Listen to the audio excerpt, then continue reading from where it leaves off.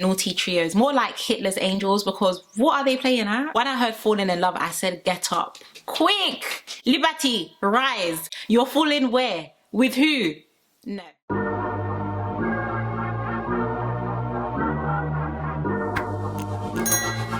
Hi guys, welcome back to my channel. I hope everyone's doing okay and everyone is doing well. As always, we have another Love Island episode review because we are giving it with these videos. Guys, we're doing good. We're doing well. If you haven't yet subscribed, I actually don't really know what you're waiting for because you're here every single day for these reviews. So why have you not clicked that subscribe button for consistent uploads from me? So please be sure to subscribe if you haven't already and if you do enjoy these commentary videos. But as I usually and I always say, please to get cozy and comfortable with your hot Ribena and your snacks. And I really hope you enjoy the rest of this review. So let's move on to Millie and Liam because throughout the episode, they were definitely getting to know each other a lot more. And I can't lie to you guys, I actually think out of all the couples in the villa, they definitely have the most chemistry, like the most authentic chemistry. And Millie's eye contact game is strong. Her eye contact game is actually crazy. And I'm feeling that from my house. So I can only imagine what Liam is feeling looking directly into her eyes. But I've said this before, number one, Liam is just boring. Like, okay, yeah, he's 6'6" and oh, he's got height and oh, he's this, but he's boring. Like, there's no personality. And second of all, Liam is not 21. Like, I really need Love Island to reveal his real age because there is no way that guy was born in the year 2000. 21 going on 35. There is no way that guy is 21 years old. But overall, I do think they are a cute couple and the chemistry is definitely there. So a quick update on the Tobias, Kaz and Chloe situation. In the beginning, Kaz was actually crying to NC10, but as we saw, our good sis Liberty let Kaz know, sis, you're better than that. I feel like Liberty giving Kaz the pep talk was definitely something that Kaz needed. Like, she needed to be reminded of her source, and that's why we love Liberty as well. Like, I did say in my first impressions video, which is why you guys actually need to be watching these reviews because I feel like my predictions are low-key coming true. I did say in my first impressions video of the 2021 Islanders that I do feel like Liberty and Kaz will form quite a good friendship in the villa, and clearly you can see that unfold in every single episode. So I feel like that was very sweet of Liberty to just kind of remind Kaz that, you know what, you don't need none of that, so you don't need to be shedding tears over Tobias, because what does Tobias even give? Nothing. Tobias gives nothing. So Tobias calls Kaz for a chat because he just wants to update her on the situation with Chloe and basically let her know that he actually sees Chloe as more than a friend. Delusional, I don't know why he thinks that, but he actually sees Chloe as more than a friend and he feels like, you know, it can really get taken to the next level. Toby couldn't even speak clearly. He was just like, I have and we may have kissed.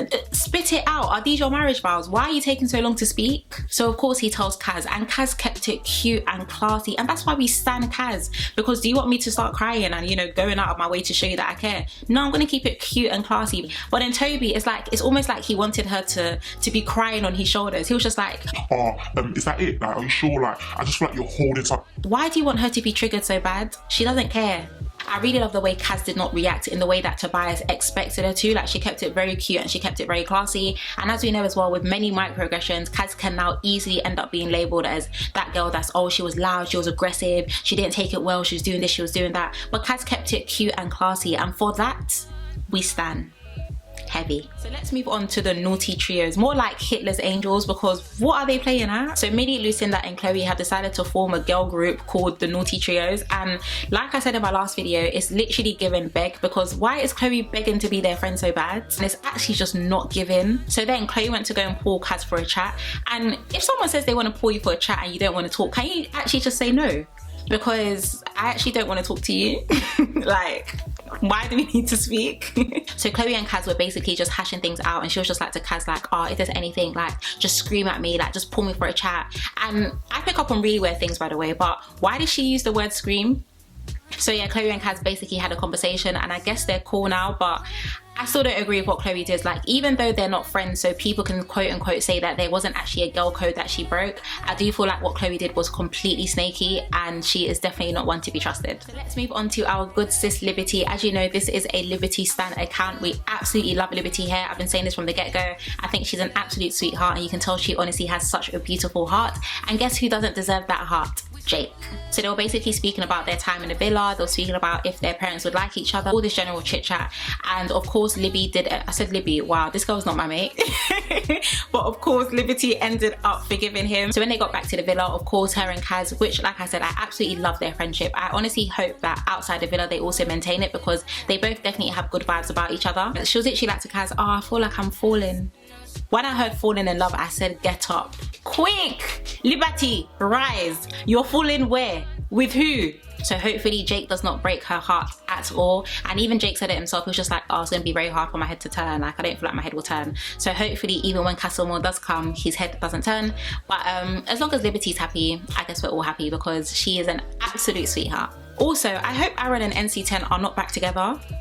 NC10 is technically the only person that he can lean onto in the villa, because the two girls aren't interested in him. So yeah, I really hope that she doesn't go back there, because the way Aaron disrespected her, no. See, Lucinda may not actually be that interested in Brad. Interesting. See, the thing about life, what goes around always comes around. You can't treat people badly and expect to live a good life. It doesn't work like that. It doesn't. What you give out is what you get back. It may not be today, it may not be tomorrow, but it's gonna come. I feel like Brad 100% shot himself in the foot with this one. Like, he just went too full force with Lucinda. You've known the girl for one day and you're telling her baby names. Rachel's tears have definitely been working, because I don't know if Lucinda is as interested in Brad as he thinks she is. They made Rachel photographer of the villa. Rachel actually needs to leave. Like, she doesn't even need to wait for a recoupling. I think she should just pack her bag and go. I was actually thinking, I was like, where's Rachel? Like, I don't see Rachel, I don't see Rachel. All I see on the camera is one person like this. A whole episode went by, and guess who didn't enter the villa? Teddy. So we actually did get a glimpse of the next episode, in which Teddy does enter the villa, and he's actually going to go on a date with 4 girls, but they only showed us 2. One was Chloe and one was Rachel. Interestingly enough, Rachel did seem to be getting on with Teddy, but at the same time it was given forced, because I feel like Rachel knows that if she doesn't get on with Teddy, then she's definitely leaving the villa. But Chloe also was getting it on with Teddy. They were definitely having a good little chin wag. My camera literally just died. Happy days. And it was also announced that there is going to be another recoupling, in which the guys are going to be able to pick, and the girl that is not chosen is going to be sent home. Now, people were kind of sussing out who possibly could go home. I think Kaz may possibly go home, Rachel may possibly go home, Faye may possibly go home. Yeah, I think it's out of those 3. I feel like the other girls are kind of secure, unless Aaron decides to do something mad and not pick NC10. But I definitely feel like out of Kaz, Rachel and Faye, one of them would definitely be going home if they're not chosen to be in a couple. So those are my thoughts on episode 11. I would also love to hear your thoughts as well. Do you agree? Do you disagree? Like, what is your thought process with Love Island right now? Like, what's really going on in your heads? Talk to me. Comment below. As always, please be sure to subscribe if you haven't already, because we are doing these reviews daily, and why not come back? I mean, come back, we like you here. But yeah, I want to thank you guys so much for watching. Please take care, and I shall see you in our next one. Bye.